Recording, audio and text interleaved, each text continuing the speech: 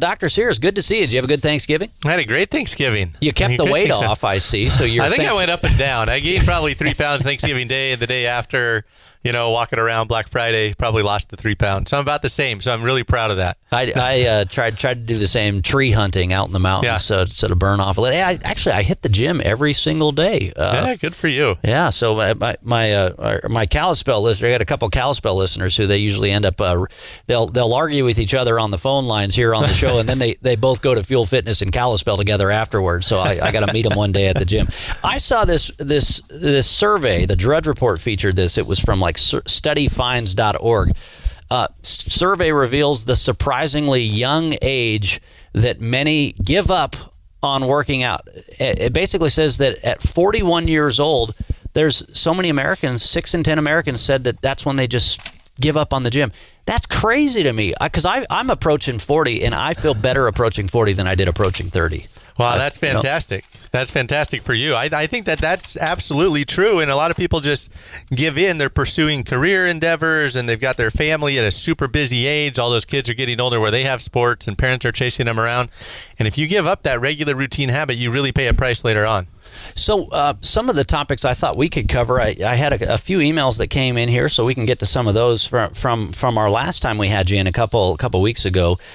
Did get a great shout out here from Dave in Kalispell. He says, I've listened to you for years, but I have to say this show has had me listening the closest of all the shows when we talk about this medical stuff here with you, with Dr. Sears. So he says, look forward to many more kinds of these shows. Super interesting. He'd even like talking more about some of the specialties too. Yeah, the absolutely. brain and podiatrists, stomach doctors, all those types of specialty questions too. So we can get into more of those types of issues down the road. But what are some of the topics that people are bringing to you that are asking you about? A lot of there's actually a couple big ones that have come out just recently, and mostly because the lay press picks up on some of the popular research articles that get published, and it's interesting. If you read the newspaper, the New York Times, or even the local paper, they'll oftentimes grab a sensational headline from a research study. Those oftentimes are very early, and it's several years before we know all the data. But two big ones. Number one, a lot of women in our community are receiving letters after getting their mammograms. Mammograms are so important. We've talked about it on this show for detecting breast cancer. Women really need to pursue them on a regular basis. But all of a sudden, just in their mailbox, are showing up these letters from the mammogram center saying, hey, your breasts are too dense for the mammogram to show us everything. You need to get an MRI every year. And women are like, my insurance isn't paying for that. That costs a couple $1,000s. I have to pay for that every year. Is it really worth it? Big study came out that we definitely can hit on and talk about what should women do when they get one of those letters? What conversations do they need to have? What do they need to be aware of? The other huge one is colchicine, which is a medicine some of our listeners out there know what it is because they have gout. We've talked about gout on this show. Gout's a really painful condition, and colchicine's an anti-inflammatory that treats it. Huge study that came out recently that showed colchicine after a heart attack reduces the risk of another heart attack. And that raised a lot of questions for people like, what in the world is the role of inflammation in heart attacks? We know about blood pressure, we know about cholesterol, we know about smoking and diabetes. What role is inflammation playing in heart attacks, and how can we reduce that to prevent further heart attacks? So that's a big topic we can talk about today. Oh, yeah, interesting. So the mammogram letters, is that a newer phenomenon, or is that just something that's... It's new over about the last year because legislation was passed, and most states now have this, that a mammogram center that's doing mammograms measures the density of a woman's breast as part of the procedure. And if it exceeds a certain threshold, they are required by law to notify patients that their breasts are really dense and the mammogram may not be as good as they previously thought, and they need to consider an MRI, but they don't give them any additional information. First up, let's go to Tom in Billings. Tom, good to hear from you. Did you have a question for the doc? Yes, I did. About 4 years ago, I was walking across my lawn, tripped on my garden hose, and went down like a sack of spuds and landed on my own elbow. And I dislocated my number 10th rib that's still hooked all together with all the other ribs. And ever since then, I've had a lot of weird pains. I did have a kidney stone 3 or 4 months. I might have.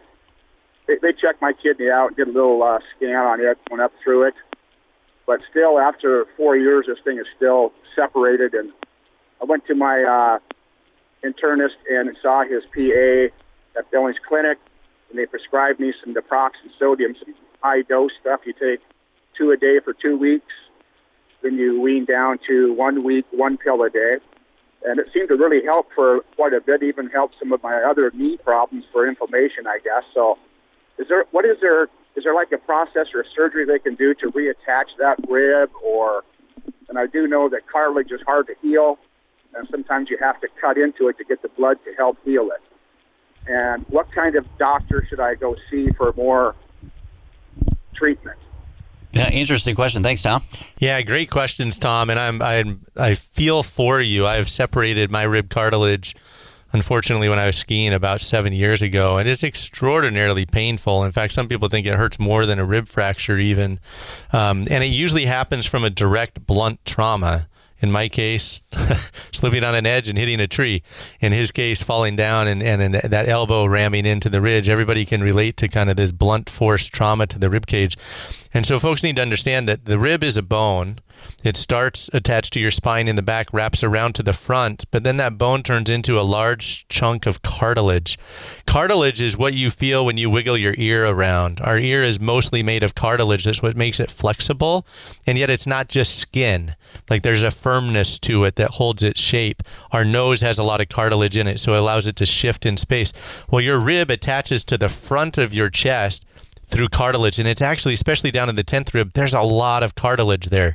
And if you fall and you separate that rib from the cartilage, oftentimes it doesn't heal perfectly well. And I don't think there's still a separation going on after 4 years. Usually this takes about 12 to 24 weeks to heal, but it oftentimes heals with scarring, similar to someone who's torn their ankle multiple times, and their ankle is just not the same. It's stiffer, it's easier to tweak, it still leads to pain, so you get intermittent inflammation. So we oftentimes call that costochondritis, which is an inflammatory process of that cartilage where the rib attaches to the front.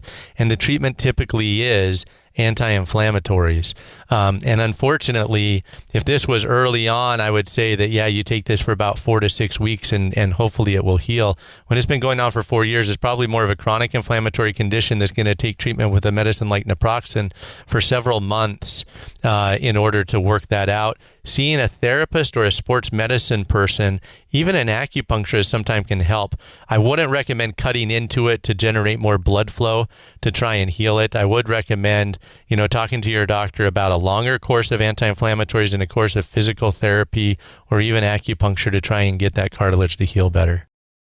Doc Sears, you were telling us how now it's like in the last year and a half, there was legislation that now mandates that these providers, which are giving these mammograms, that they basically need to tell women who just got screening for breast cancer. Women across the state are getting these letters saying, "Hey, now you might need to go back and get an MRI, and oh, by the way, you need to get this screening done once a year." But then their insurance isn't covering it, so it's quite the predicament. But I'm sure it's also got a lot of women that are like, "Whoa!" You get a letter like that, it probably gets you a little scared. Yeah, and I think this is a big challenge in mammograms because we know that a mammogram is a screening test. It's there to detect any abnormality that could be something that needs to be looked at. It doesn't mean that because you have an abnormality, you have cancer. So it's a screening test. And mammograms are just fancy x-rays that look for abnormalities that need to be evaluated further. And virtually every woman is going to have a mammogram sometime in their life that they're going to get a call afterwards and say, "Hey, we see something that we're not sure what it is. We need you to come back, and we need to do some additional testing." Because it's calcified material, you were telling me during the break, and calcified material shows up in this glorified X-ray, which is a mammogram, as it looks the same as cancer would actually look. Absolutely. It looks the same on the screen. That's what we're looking for, and that's why we don't do mammograms in 30-year-old women. 30-year-old women, their breast tissue is very, very dense, and it's very difficult to see densities like calcium inside a dense breast. And so then what you're doing is you're just doing radiation to the breast every year for decades. And we don't want to do that either. So we usually start between the age of 40 and 50 with a fancy x-ray. Unfortunately, some women do have dense breasts. Most women, their breasts get fattier. The fat content goes up as they get older. So an x-ray is a very good test because fat looks like black. And so if you have a cancer or something that looks abnormal, it's really easy to see. But if you're 55 and your breast tissue is still really dense, it is really hard to see the mammogram is just not as good of a test. And so there's this legislation that says if it's too dense, you need to get an MRI. Well, the problem is there's no legislation that tells your insurance company they have to pay for an MRI. And so women get this letter. They're like, oh, I need to get an MRI. And so they call their doctor to get it scheduled. And then they find out, that's not covered. Yeah, that's a lot cash of money. out of pocket, So should I really get it? What would an MRI cost out of pocket at a lot of places usually now? north of $1,000. Yeah. And if you're thinking, boy, I'm 50 and every year for the next 30 years I got to pay that much money for an MRI? Why isn't my insurance paying for this? Yeah. So what they really need to do, and the reason this legislation came about is because any woman can go in and get a mammogram without a doctor's order. And that's great because women who are interested need to go in and get that done. But then they're left with, okay, now what do I do? And that's why that relationship with your primary care physician is so important. What you should do is go in and meet with them and talk to them, because there is a difference, between someone who has a high risk of breast cancer and someone who has a low risk of breast cancer. And that detailed conversation can happen. The big study that came out this last week was one that looked at MRIs. And they had women getting MRIs every year. And it does reduce the incidence of breast cancer. The problem is 74% of the MRI findings ended up being something we call a false positive, which means the MRI showed something that led to a biopsy. That biopsy showed it was nothing. And so are you going to go do an MRI on every single woman and find a bunch of stuff that 3 out of 4 times you're going to stick a needle in their breast and take out tissue and find that it's normal? So ongoing studies, it's really important that you talk to your primary care physician, that you do. There are a lot of risk calculators that will tell you, am I high risk, am I low risk? How do I supplement my mammograms? When should I start? Should it be every year, every 2 years? Having a detailed discussion with your primary care physician is the best way to go about making these decisions. And I'd imagine it's more likely to also get covered by insurance if your primary doctor is saying this needs to happen. Yes, your primary care physician can go to bat for you and knows the things that they can put into a letter or on a phone call to try and get insurance coverage if you really are at high risk for this procedure. Let them fight that battle for you, basically. Right. Yeah. Another caller on the line here, 294-0970. Roger in Billings. You're on with Dr. Scott Sears. Hey, Roger, you there? Yes, sir. Yeah, did you have a question for the doc? Yes, doctor, I've had a pain right in my lower back down near the sacral spines. And I saw a chiropractor. I've had 4 treatments. And one of the treatments, or mostly the treatments, involve twisting the leg while twisting the back in the different direction. And it was pretty violent, I guess, for better words. And it appears like in one of those treatments, it injured my left hip. So my doctor recommended that I see an osteopath on their staff. And I'm wondering, what would an osteopath do differently from a chiropractor? And what can I expect from that treatment? All right, great question. Thanks, Roger. Yeah, great question. An osteopathic physician is someone who went to medical school and what we call an osteopathic medical school. So their initials after their name are DO, Doctor of Osteopathy, whereas an MD is a medical doctor, which went to what we call an allopathic medical school. Osteopathic does get training in what we call osteopathic manipulation. And so it's similar to chiropractic care, but different. So, it's difficult to explain the nuances. Kind of like physical therapy and chiro rolled into one. Yeah, but there are adjustments. And I'll tell you, we have several osteopaths in our St. Vincent primary care system. In fact, a good friend of mine, Bill Phillips, who's out on North Shiloh, is a family physician who does a lot of osteopathic manipulations.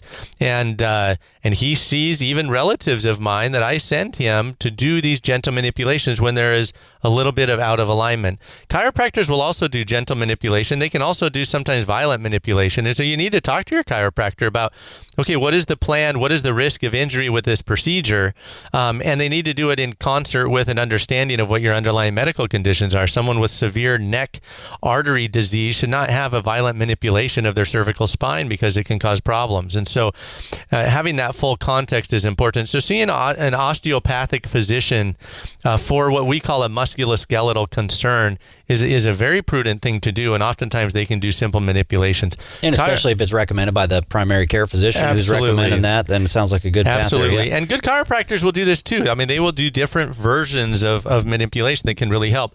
The key, I think, for this caller is, and I appreciate the call, is back pain. You need to make sure that you're not having any red flag symptoms. So if you're just having simple musculoskeletal pain, there are many different options. In fact, the studies will show you physical therapy, chiropractic care, acupuncture, again, osteopathy, all have good outcomes 6 months down the road.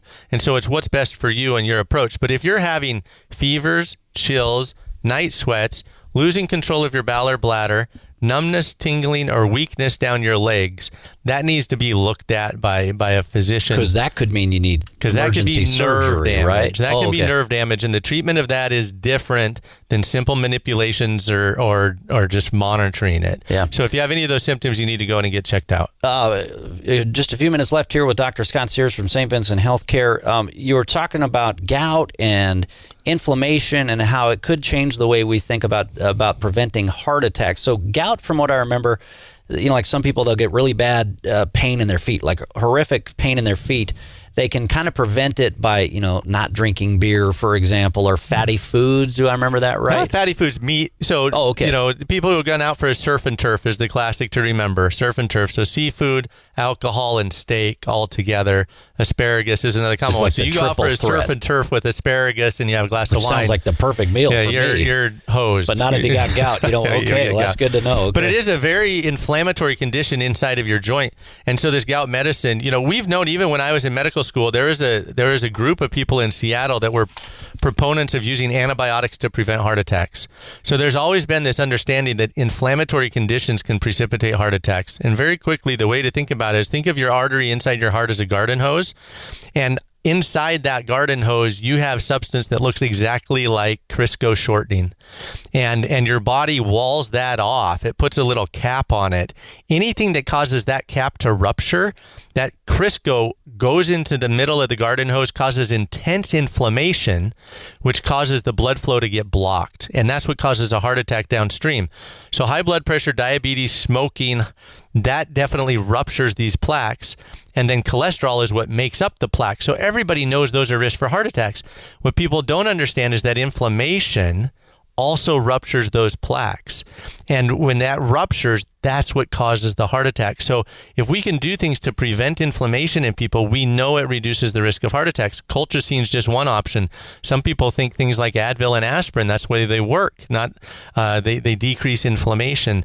People who have conditions like rheumatoid arthritis, lupus, chronic inflammatory conditions, they have a much higher risk of heart attacks. And so anything you can do to lower inflammation in your body, such as exercise, right?